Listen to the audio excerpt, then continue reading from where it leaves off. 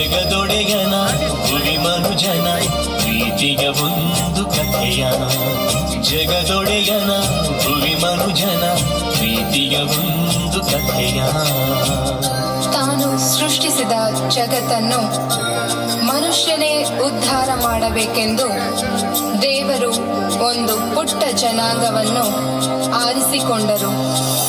ಈ ಜನಾಂಗಕ್ಕೆ ಪ್ರೀತಿ ತುಂಬಿದರು, ತನ್ನ ಜನರೆಂದು ಪ್ರೀತಿಯಿಂದ ಹರಸಿದರು.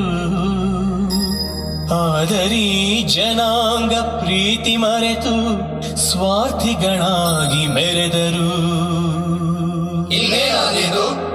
ದೇವರಿಂದ ದೂರಾದರು, ಸಿಡಿದೆದ್ದು ದಂಗೆ ಎದ್ದರು. ದೇವರಿಂದ ದೂರ ಹೋದರು, ಬಲು ದೂರ ದೂರ ಹೋದರು. ತನ್ನ ಒಡಲ ಜೀವವನು ದೂರ ಮಾಡುವನೆ ದೇವನು. ಅನುಕಂಪವ ಉಸಿರಾಗಿಸಿ ನೀಡಿದ ಜೀವಕ್ಕೆ ಹೊಸ ರೂಪ. ತನ್ನ ಜನರ ಪ್ರೀತಿಗೆ ತನ್ನ ಪ್ರಿಯ ಕಂದನನು ಜಗದಾತ್ಮನ ಜಗಜ್ಯೋತಿಯ ಭುವಿಗೇರಿಂದು ಕಳಿಸಿದನು, ಭುವಿಗೇರಿಂದು ಕಳಿಸಿದನು. ಈ ಜಗಜ್ಯೋತಿಯನ್ನು ಕಾಲಾನುಕಾಲಕ್ಕೆ ಭುವಿಗೆಲ್ಲ ಸಾರುತ್ತಾ ಬಂದರು ಪಂಡಿತರು, ಪ್ರವಾದಿಗಳು, ಪರಮ ಜ್ಞಾನಿಗಳು.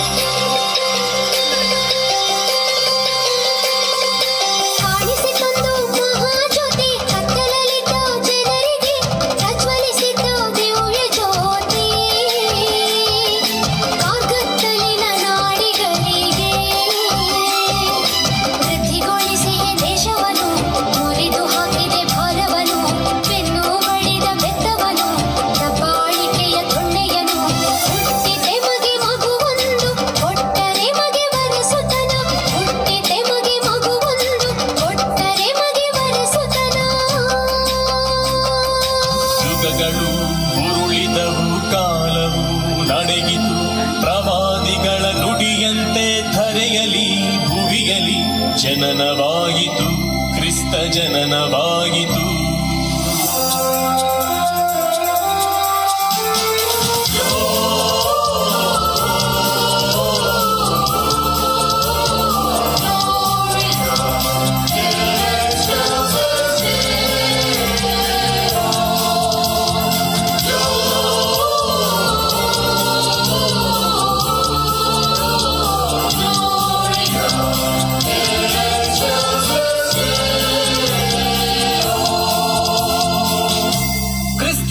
ಜನನದ ಮುನ್ಸೂಚನೆಯಾಗಿ ಆಕಾಶದಲ್ಲಿ ನಕ್ಷತ್ರವೊಂದು ಕಾಣಿಸಿತು. ಇಲ್ಲಿನ ಜನರಿಗೆಲ್ಲ, ದೂರ ದೇಶದ ಜ್ಞಾನಿಗಳಿಗೆ, ಜ್ಞಾನಿಗಳು ಚುಕ್ಕಿಯ ನೋಡಿದರು, ನಕ್ಷತ್ರದ ಬೆನ್ನಲ್ಲೇ ನಡೆದರು, ಜ್ಯೋತಿಯ ಹುಡುಕುತ್ತ ಬಂದರು, ಆ ಮಹಾಜ್ಯೋತಿಯ ಹುಡುಕುತ್ತಾ ಬಂದರು.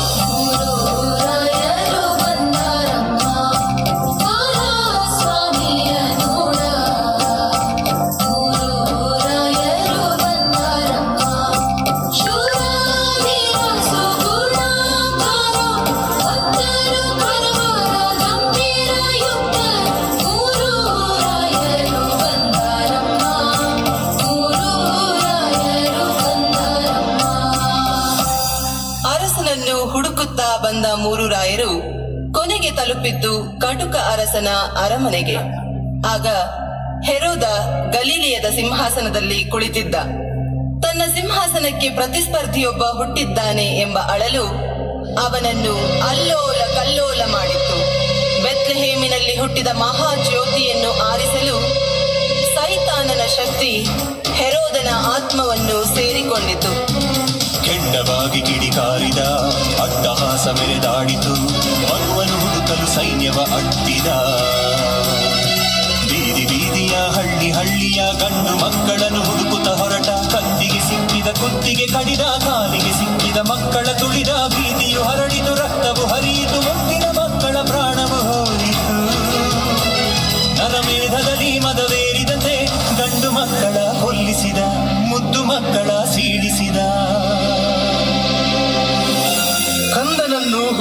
ಮಾಡಿದ ಕೈಗಳು ಬರಿದಾಗಿ ಹಿಂದಕ್ಕೆ ಬಂದವು. ಕಟುಕ ಅಧಿಪತಿಯ ಕಣ್ಣಿಗೆ ಸ್ವರ್ಗದ ಆ ಮಹಾಜ್ಯೋತಿ ಕಾಣಿಸಲಿಲ್ಲ. ಆದರೆ ಸಮಾಜದಿಂದ ತಿರಸ್ಕೃತಗೊಂಡಿದ್ದ ಬಹಿಷ್ಕಾರದ ಪ್ರಜೆಗಳಂತಿದ್ದ ಗುಡ್ಡಗಾಡುಗಳಲ್ಲಿ ಕುರಿ ಮೇಯಿಸುತ್ತಿದ್ದ ಕುರುಬರಿಗೆ ಆ ಸಂದೇಶ ಕೇಳಿಸಿತು. ಅದೋ ನೋಡಿ, ಆಕಾಶದಲ್ಲಿ ದೂತವೃಂದ ಹಾಡುತ್ತಿದೆ. ಸಂತಸದ ಸಂತೋಷದ ಆ ಸಂದೇಶ.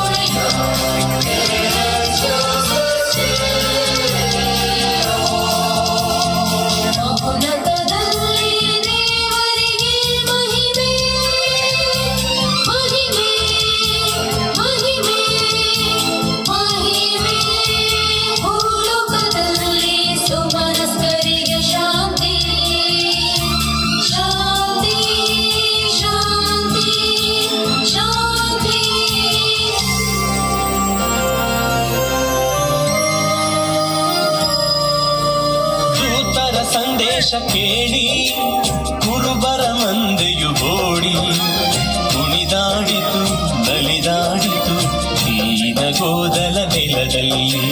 ಕುಣಿದಾಡಿತು, ನಲಿದಾಡಿತು ದೀನ ಗೋದಲ ನೆಲದಲ್ಲಿ.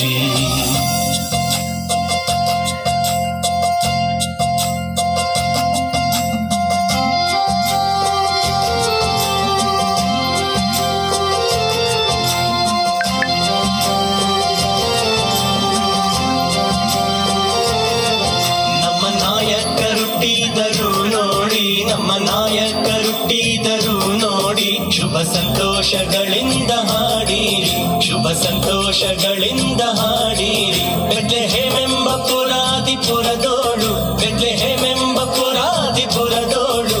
ಶುಭ ಸಂತೋಷಗಳಿಂದ ಹಾಡಿರಿ, ಶುಭ ಸಂತೋಷಗಳಿಂದ ಹಾಡಿರಿ. ಗೊಲ್ಲ ಜನರೇ ಕೇಳಿರಿ ನೀವೀಗ, ಗೊಲ್ಲ ಜನರೇ ಕೇಳಿರಿ ನೀವೀಗ. ನಮ್ಮ ನಾಯಕರುಟ್ಟಿದರು ನೋಡಿ, ನಮ್ಮ ನಾಯಕರುಟ್ಟಿದರು ನೋಡಿ. ಅತ್ತ ದೂರ ದೇಶದಿಂದ ನಡೆದು ಬಂದ ಜ್ಞಾನಿಗಳಿಗೆ ಅರಸ ಯರೋದ ದಾರಿ ತೋರಿಸಲಿಲ್ಲ. ಆದರೆ ಆಗಸದ ನಕ್ಷತ್ರ ದಾರಿ ತೋರಿಸಿತು. ಅಹಂಕಾರಿ ಹೃದಯದ ಅರಸನಿಗೆ ಸ್ವರ್ಗದ ಜ್ಯೋತಿಯು ಕಾಣಲಿಲ್ಲ. ಆದರೆ ಮುಕ್ತ ವಿಶ್ವಾಸದಲ್ಲಿ ಬಂದ ಜ್ಞಾನಿಗಳಿಗೆ ಆ ಮಹಾಜ್ಯೋತಿ ಕಾಣಿಸಿತು. ಜ್ಞಾನಿಗಳು ಕಂದನನ್ನು ಕಂಡು ನಮಿಸಿದರು.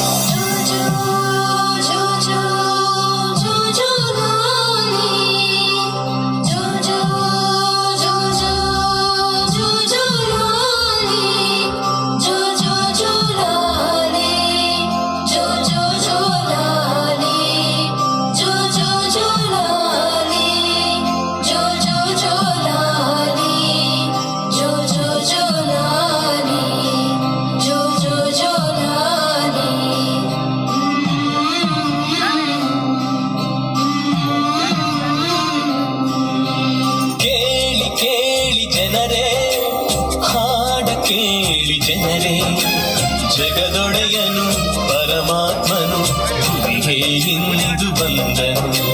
ಕುರುಬರು ಕುಣಿದು ಹೋದರು, ರಾಯರು ನಮಿಸಿ ಹೋದರು. ಜಗಜ್ಯೋತಿಯು ಕರಗಿಳಿಯಿತು, ಜಗತ್ತಿಗೆ ದೀಪವಾಯಿತು. ಜಗಜ್ಯೋತಿಯು ಕರಗಿಳಿಯಿತು, ಜಗತ್ತಿಗೆ ದೀಪವಾಯಿತು. ಈ ಜಗತ್ತಿನ ಜನರನ್ನು ಉದ್ಧಾರ ಮಾಡಲು ಪ್ರಭು ಯೇಸು ಈ ಭುವಿಯಲ್ಲಿ ಅವತರಿಸಿದರು. ಮುಗ್ಧ ಮಗುವಿನ ರೂಪದಲ್ಲಿ ಈ ಪುಟ್ಟ ಕಂದನ ಹೆಜ್ಜೆ ಹೆಜ್ಜೆಗಳಲ್ಲಿ ಜೀವ ಚಿಗುರಿತು, ಪ್ರೀತಿ ಬೆಳೆಯಿತು. ಈ ಪುಟ್ಟ ಕಂದ ದೇವಾಲಯದಲ್ಲಿ ಕಾಣಿಕೆಯಾದ, ನಜರೇತಿನಲ್ಲಿ ಮಗುವಾದ, ಜೆರುಸಲೇಮಿನಲ್ಲಿ ಜ್ಞಾನಿಯಾದ, ಗಲಿಲಯದಲ್ಲಿ ಜನಪ್ರೇಮಿಯಾದ, ಕೊನೆಗೆ ತನ್ನ ತಂದೆಯ ಆಲಯದಲ್ಲಿ ಅಭಿಷೇಕಗೊಂಡು ಜನತೆಯ ಉದ್ಧಾರಕ್ಕೆಂದು ಹೊರಟ.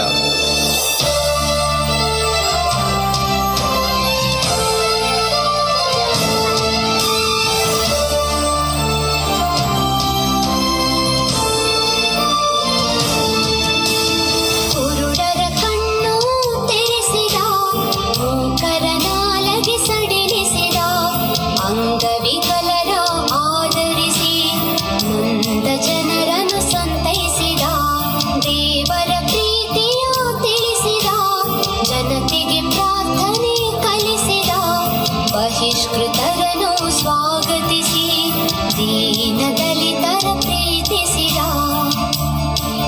ಬಿರುಗಾಳಿಯನ್ನು ಅಡಗಿಸಿದ, ಅನ್ಯಾಯವನ್ನು ಖಂಡಿಸಿದ, ಮತಾಂಧರನ್ನು ದಂಡಿಸಿದ, ಶತ್ರುಗಳನ್ನು ಕ್ಷಮಿಸಿದ, ಕುರುಡರ ಕಣ್ಣು ತೆರೆಸಿದ, ಮೂಕರ ನಾಲಗೆ ಸಡಿಲಿಸಿದ, ಅಂಗವಿಕಲರ ಆದರಿಸಿ ನೊಂದ ಜನರನ್ನು ಸಂತೈಸಿದ.